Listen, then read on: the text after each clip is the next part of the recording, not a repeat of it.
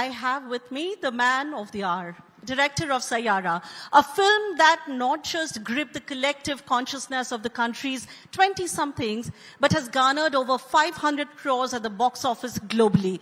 Besides, of course, the hysterical ivy-dripping reactions. A big round of applause to Mohit Suri. Thank you so much. Thank you so much, everyone. Thank you so much. It's great to be here today. Mohit, how does this one feel? It has to be very, very special, right? What has this mind-numbing, mind-blowing response meant to you personally and professionally? Well, to be honest, it feels like relief. It feels relieved and that something that you believed in, and when you started off, there were not too many people who believed in you in the genre. I don't blame them because we came, this city, this country, we were all recovering from COVID, and no one knew what the future was like. Everyone thought there's a different new world out there, and we need to be louder. We need to be more out there. You know, OTT is taken over. People want to be digital. Things have to be faster. Nothing lasts forever. And then in that, I went to write this small young love story where it was classically people fall in love, where they meet, they struggle with their careers, their heartbreaks. Because I just felt that no matter how digital we get, whenever the heart breaks, it hurts pretty much in the same place it always did when I was young. In fact, people say that nobody does the heartbreak genre better than Mohit Suri. What is it with it, and why does it come so naturally and instinctively to you? Unconsciously, I have a couple of friends in the crowd who know me since college, and I don't think they'll vouch for that part of me. That's Meghna and me went to college together, and in fact, when my wife gets into a fight with me and she gets really angry, she actually says, "You keep all your emotion for your songs and your films only. You have nothing in real life with you." But no, I just think it's about true love is only when if you don't feel the pain of losing somebody, if it doesn't hurt when someone goes away, it's not love. So I just think everyone does the rom-com and the happy part. I just try to put light on the portion when you don't have that person, or you lose that person, or you miss that person. Because I feel that strongly, and I think everyone else in this country also does. Yeah. Mohit, you have had a very, very long and a very fruitful association with Vishesh Films. Now with Saiyaara, you have stepped into the YRF universe. Has there been a shift, if at all? And what has the shift been in terms of your experience, in terms of your approach as a filmmaker? Well, I think the principles of making films, I must say that even though the scale of making films was very different between the two companies, Vishesh Films were much more raw and out there, and YRF has a certain amount of sheen, but the basics to the fundamentals of making movies remain the same, I think. And I think that's how it should be, which is importance to script. The script came first before the casting happened. Right. Making music. We didn't shoot a single day till all the songs were recorded. Wow. Because of the film. And just the fundamental on even the way the film was marketed or positioned. Let's talk about the content. Let's sell the story. Let's sell not the actors, because yes, they were new. This wasn't a marketing strategy. It was just going back to traditional ways of how newcomer films were marketed. Let the film speak. Mohit, I read in one of your previous interviews, and somewhere it was mentioned that when you first probably narrated the script of Saiyaara to Aditya Chopra, he was not very convinced.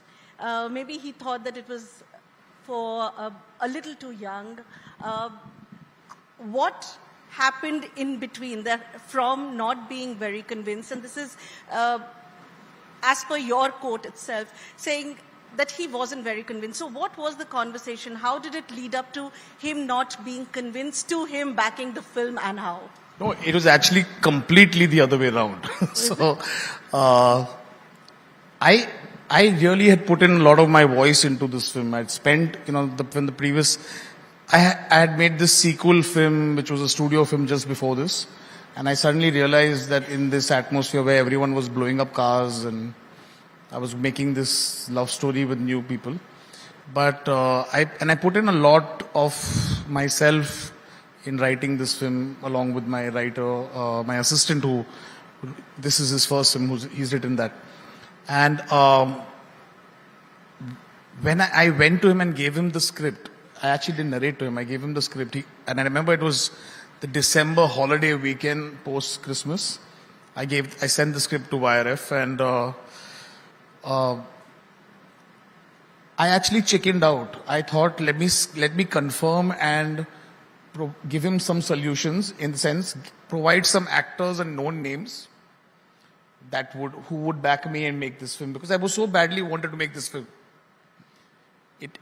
It was he who called me in January, the first week, and over a period of just 1 week with holidays. So you weren't thinking of making it with newcomers? I wanted to make this film, although I wanted to make it with newcomers. When I wanted approval, I actually said, okay, I have these list of actors that are willing to do this film with me.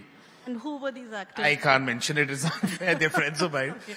But it was Adi sir who actually turned on and told me that, why are you making this film? I mean, my distribution team and my marketing team will be very happy that you're selling this film to me with new known faces.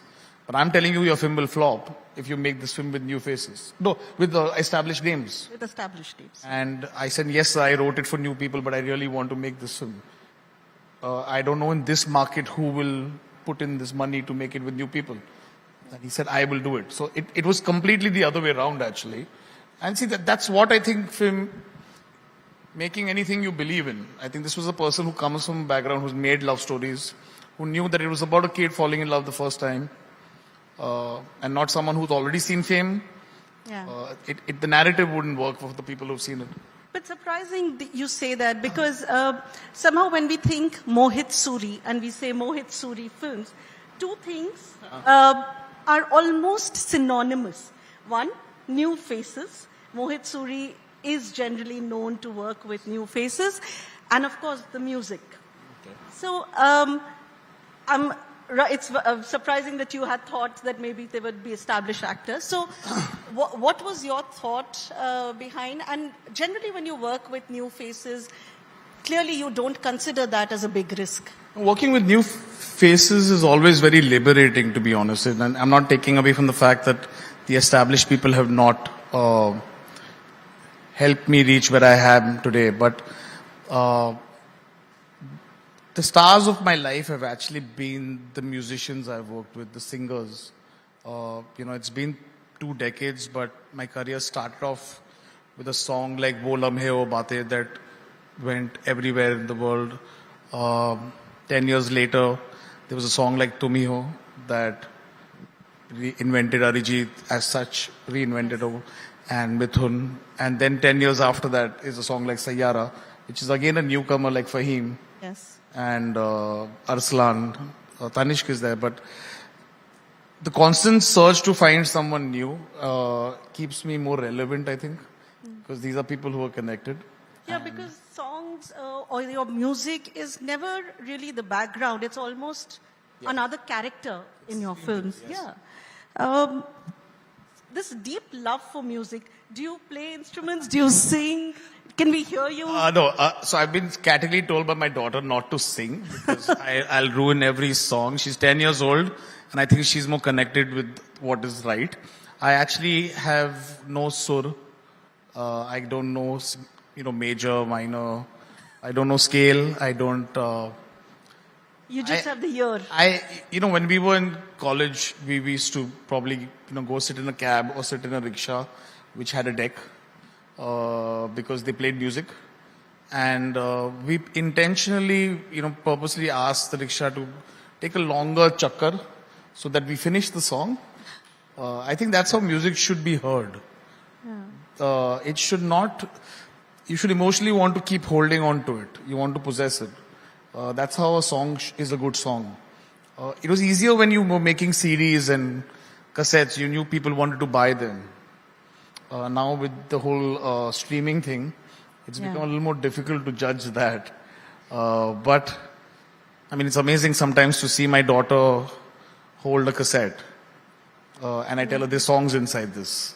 Yeah. And we used to play them again and again. And there's an A side and there's a B side. Yeah. It's amazing to see. And they're like, it's not in the air. But the feeling in the end of enjoying music has to be the same. It still has to feel like that rickshaw ride that you want to not finish. You want to hear the whole song rather than skip it or change the song. And that's the only way to listen to music, I think. Right. Tell me, Mohit, there's this thing about multiple music directors in a film. Like you said that you first recorded all the songs and only then you started shooting. Of course, there is a thought, there is a process that you will follow while you are directing and making the film. But when you work with such varied artists who have very different tunes, very different dimensions, very different thought processes, how easy or how difficult, and somebody like you who says that I don't sing or I don't play, how difficult is it yet comes up with probably some of the best music that the industry and the country has seen so far? So it's a nightmare, and I don't suggest anyone else does that. So if anyone's thinking you're using multiple things. No, the thing is, when I started off, I was directing my first film when I was 22. And at that time, I had long hair and thin, scrawny guy. And when I came down, most people didn't take me seriously. They didn't think a director came down. They kept looking for the director to still come down. So I don't blame a lot of senior. You were in Krish Kapoor mode. Yeah, I was exactly like Krish Kapoor, I think. So most people didn't want to work with me at that time because the senior ones, because they probably, I don't blame them. They didn't think I knew my job or whatever. So out of an inability, I actually went out and found these young guys like Mithun and who's 19 and all these people and got an ensemble number of musicians together. But what was really good over there at that time was I was someone who went out and hung out in clubs and coffee shops and places, and that's where I knew there was a DJ like Suketu who had done an album like Bin Tere Sanam, and so I knew remixing the song would work because we used to see that happening, and everyone didn't do that. At that time, people used to remix only old songs. No one remixed new songs. Right. But I had an edge because I was connected at that time. So I just put it all together, and it worked. The same thing happened for the second film. And then what was your limitation turned and became your strength. So I am not against working with one music director, but my greed or my need for good music, if one person can give it to me, I'm more than happy. But I keep it open so that if multiple people can give it. And I love this, I love that process where you're sitting and jamming and you're sitting with people. And what's amazing, like for example, the Saiyaara title track, there are these boys from Kashmir who I hear one song called Ishq in the indie circuit. And I'm like, call this boy down. He brings along his partner they've come for 14 days to Mumbai to try their luck. The last time Arslan was working on the Atal Setu between Leh, Ladakh and Kashmir as a civil engineer. Wow. He's given himself 14 days. He comes and he meets Tanishq Bakshi, who is from Bengal. Yeah. Who introduces him to Mohit Suri. I make them meet Irshad Kamal, who's from Punjab. And we jam together and we make something in the air, which is the Saiyaara title track. I think it's the most amazing process, isn't it? So I just love that whole Ladies and gentlemen, I Getting think that a big together. hand for Mohit Suri for introducing some fantastic talents to the industry, to the country. And it's not just the actors here. We know it right now. Mohit, from Zeher to Saiyaara, you've come a long way as a filmmaker. While, of course, your journey as a filmmaker I'm sure there has been a lot of growth. You have also worked with some of the most wonderful other filmmakers, somebody like a Mahesh Bhatt, somebody like an Anurag Basu. And I hear that with both of them, you share very, very special bonds and very special relationships.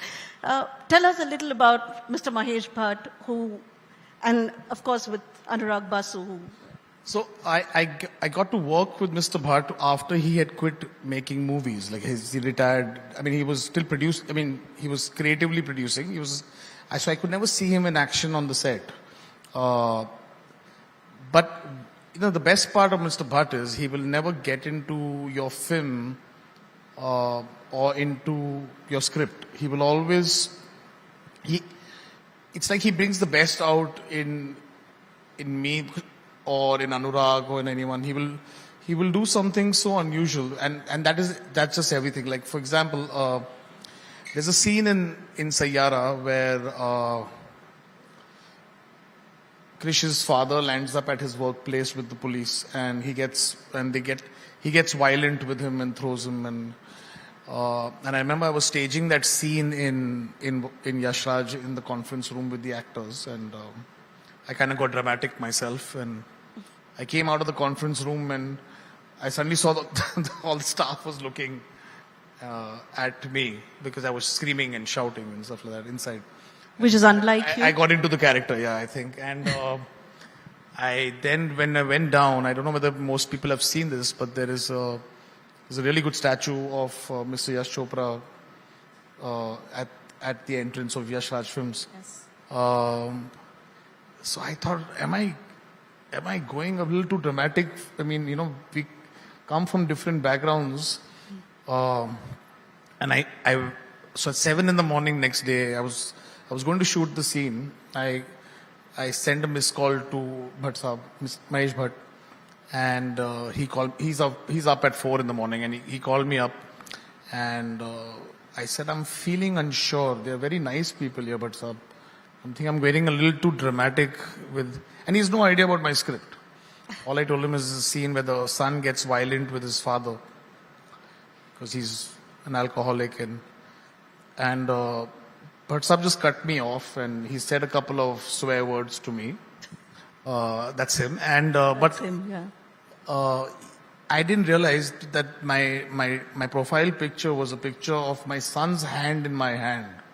Yes, I've noticed that. Yeah, and he just said that if anyone, the way you holding your son's hand in a close-up, the kind of emotion you feel towards your son, no matter how you go shoot this scene, it's never going to have a wrong emotion in it. Wow. The son and father bond is too pure for you. How can the same person who has a DP like this even ask me this question? Go shoot it the way you want. And he was right, because that was the first scene that I think one of the few scenes that Aditya really liked so much in the film. So I think that's what he is, and whether it's him or it's Anurag. And the minutest details that he has noticed. Yeah, I mean, he doesn't know the script, but he notices these things, but he notices, and he knows my equation with my father, so he knew the person that I am, and no matter what you do, a shot cannot, no one else can take away the truth that is there behind the camera, actually. But whether it's him or it's Anurag or it's even guys like Love Ranjan, and Adi sir. I'm sorry, I'm just saying everyone's names. The thing is, my aim in life over here is to work with some really great people, and I'm so happy I'm getting to do that. It's not. I mean, there is the money. It's super, but just hanging out with people. Like I was in the 8th grade seeing Dilwale Dulhania Le Jayenge in the theater in Gaiety Galaxy, and I called my dad to see it again, and I bought a ticket in black to see the film. And I saw that film and said, I want to be a director, is when I saw that film. Yeah. and imagine working for him today. That was a big moment for me myself. It was a fanboy moment for me, and I'm really grateful for that. Wow. Talking about these strong emotional bonds and the connects, Mohit, your films often carry a very, very strong emotional core, right? But while working commercially, how do you find that balance? And purely as a filmmaker, how do you find that balance of presenting such an emotional film and yet making it commercially viable? You know, we can lie and cheat and say, oh, no matter what we are, but I must give credit for this to my wife. She's someone I was dating since my first film. Correct. And I'm married to now for the last 12 years. I hope I've got that right. Yeah. But no, it's not that. It's that person who lets you be. I think what's very important for us creative people is someone lets us be the mad people that we are. And I promise you it's not easy being there. Wow.